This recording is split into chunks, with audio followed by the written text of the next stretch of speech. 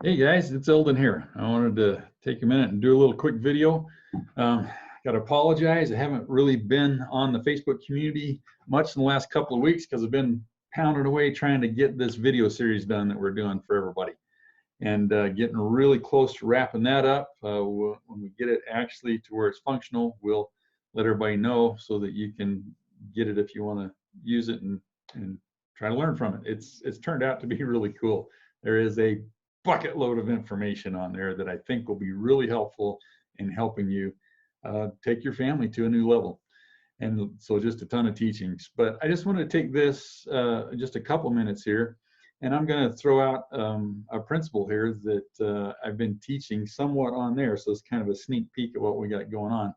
And somebody asked me the other day, how do I teach my kids to be responsible if I'm not pounding responsibility into them? Because it's one of the things that I've been teaching a lot is that I have learned that you don't find a lot of success in trying to teach your kids something like responsibility or consequences or what was the other? There was another one I was thinking about that we're always trying to teach people, or self-discipline, those kind of things. Obedience, that was the one I was thinking about. Those are some things that we really need to be teaching our kids, but they're really hard to do by trying to teach that principle directly. And I've tried to figure out how I can explain this so that it makes sense to people. And we've come up with some pretty good a way to do that here. And I want to run you through that. So anytime you're trying to teach something like that, you're trying to teach your kids to do hard things. I used to, I was a typical kid like that. Anybody that remembers me on here is going to know this, that I was kind of the kid that wanted to take the easy way out a lot of times. And I found, I kind of learned this for myself, that the times when I would actually pay the price to do something really difficult, I got to where I could do it a lot better. And that for me over time became something that I learned, that doing hard things is something that can be enjoyable if you get the right mindset developed around it. But how do you teach that to your kids? That's really hard, because most times when I've taken my kids and tried to say, okay, we're going to do something really hard here, because it's going to be worth it in the end. It's going to turn out to be really neat. You just get the whining and moaning and groaning. I don't want to do this. I hate doing this. It's so hard. Oh man, can I go do something else? Can I play video games, or whatever the thing is today? I get it. I was totally that way. My mom and dad would say, yeah, just look at that face. That's a face you always used to give us like 40 years ago, And it's probably true. But here's what I learned.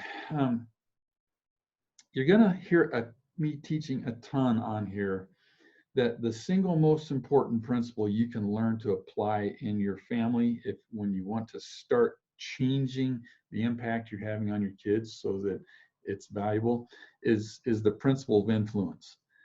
And I've said it a lot of times, but in most of the definitions of leadership, when you start reading books in the leadership industry, almost everybody defines influence as something along the lines of the power, gaining the power to influence people in a positive, vision-driven direction. But almost no matter who makes the definition up, it almost always includes that word influence. And that dawned on me that is the key point that we have got to be working on in our families with our kids, is the gaining of influence in their lives. And just as much as we need to be working on gaining influence, I feel like for me and for almost everybody that I see, the flip side of that is even more important, is we've got to work on stopping the losing of influence in our kids' lives. Because most of the traditional parenting methods that we see that kind of are in our culture, if you stop and think about them from the child's perspective, every time you apply one of those methods, you are losing influence in that child's life because they don't like what they're getting out of it. That's why we talk about the win-win concept all the time in working with our kids.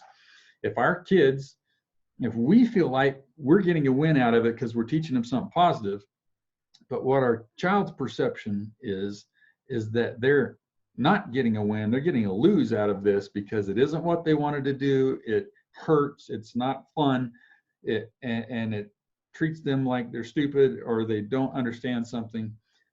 Any of those things cause us to lose influence in their lives.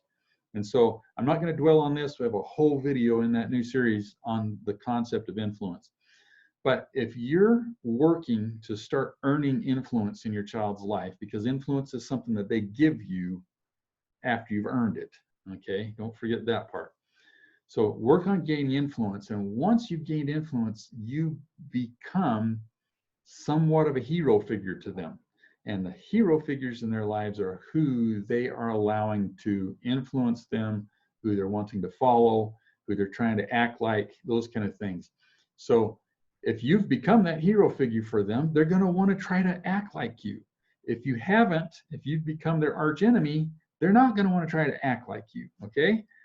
So once you gain that status in their lives, which can take a lot of time, especially if, like me, you've blown it for a long time, okay? It takes time to earn that back. But once you've got it back, the number one critical thing that you've got to do is you've got to set an example of whatever of those difficult principles we're trying to teach them.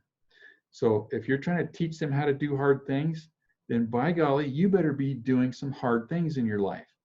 If that's what you're trying to teach them, and they see you come home from work every day and sit on the couch and watch sports or ESPN or play video games all night or whatever, you're not doing hard things in your life that they can see. That you can say, yeah, it's hard work going to work every day and doing those things. I get that, but you know what? They can't see that. They need to see you doing something hard in your life. And yeah, that means getting off the couch. It means, you know, we need to develop hobbies that are doing hard things, whatever. One of the ones I like to do, I'm a runner, and my kids, they don't go out and watch me run the roads, but they think I'm crazy because I like to go run. I push myself hard to go long distances. I run in the snowstorms. I do it when it's raining, all those kind of things. And I'm not patting myself on the back here. I'm using an example to show you how that is saying, well, I want to be like my dad. And I know my dad, he goes out and he does all those crazy hard things because he has a goal that he's chasing. So maybe it's that. Maybe you have a work project that you're working on. You're going to build a garage on the house. You're going to restore an old car. You're going to, I don't know, pour a concrete patio in the backyard. If you're going to do those things, you can involve them in those things, but be careful that you do it in a way where you're gaining and retaining that influence. So they see you doing something hard, not just saying, hey, we're going to, you know, pour a patio in the backyard. I want you guys to go out there and clear the spot out. Because that's hard, that's torture. They don't like doing it. But if they can do it with you, it can be enjoyable if you do it right. I'm not going to get into details on that either. I'm talking about thinking processes here. So are you doing hard things? Are you setting the example? If you're trying to teach obedience, are you an obedient person? If you're trying to teach personal responsibility, are you a personally responsible person? You know, do you take responsibility for things, or are you the guy that slips on the ice on somebody's driveway and wants to sue the other person because they got ice on their driveway, instead of taking personal responsibility and say, I shouldn't have walked on the ice? You know, maybe this is a little touchy situation there, but think about those kind of things. Personal responsibility, obedience, what was the other one that we talked about? Anyway, I don't remember, but they're all the similar sort of things. You have to set the example. Then you need to teach, and you need to be able to say to your children, and we take the opportunity to do this. We have a one night a week thing.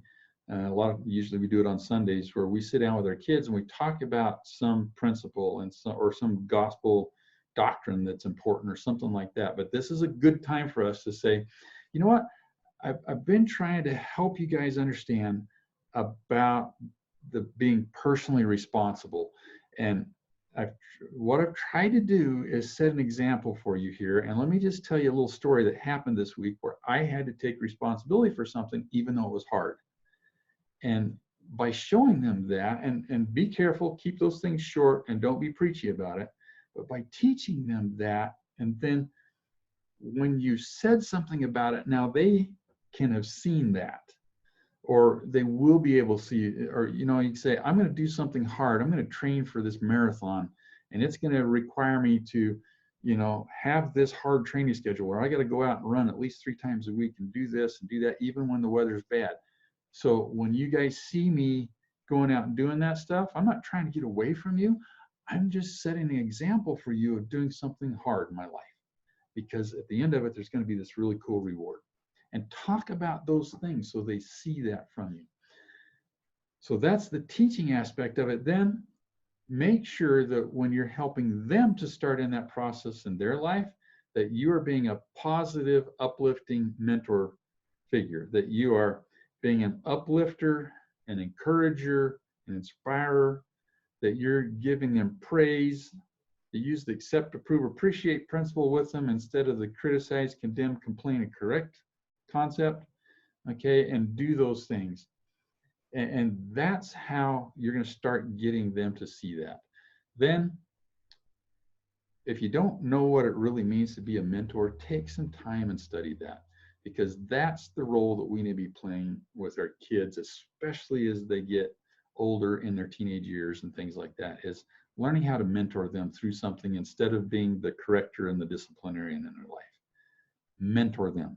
Help them to see how these things really work and what the consequences were that naturally happen, and both good and bad. And that's how you help them to move forward and you retain influence in their lives. And then my last thing with these things is, once you've done that, when you've gained the influence so that you're the hero, they want to follow you, you've set the example, you have taught them the concept, you've kind of mentored them through the process, then get out of their way and let them do it. And let them make mistakes. Let them fail. That's where you get opportunities to be a good mentor. Not to preach at them and say, you did the wrong thing here, but say, okay, let's walk through this. How did that go? Well, what was the result? You know, you didn't get the result that you wanted. Well, let's back up through the thinking process and see what kept you from getting the result that you wanted. And get out of their way. Let them do it. Let them make mistakes, but be there to pick them up when they need it. But never be there to hammer on them. And I promise you, if you'll start doing these things and following that process, you are going to see great strides in helping your kids start learning to do some of those difficult things that we want to teach them as parents. So this was just a real short version of this. I actually took probably about an hour and a half on about 4 different videos to teach this concept in our training series. But I think it's valuable. I think you can gain a lot just from that. So hopefully it helped you out there. I challenge you, take some time, ponder and think about this. And if you don't agree with what I'm saying, that's cool. But ask yourself, how come I don't agree? And is there any chance that he might be right there? And try to find new principles and put them into play in your life and your family so that you start getting better results that, you know, that are what you're looking for. So anyway, thanks for listening to me. I appreciate you taking the time, and I'll be back with more stuff here on the Facebook community so that, you know, it's a valuable resource for everybody. Appreciate you listening to me. Have a good evening. See you later.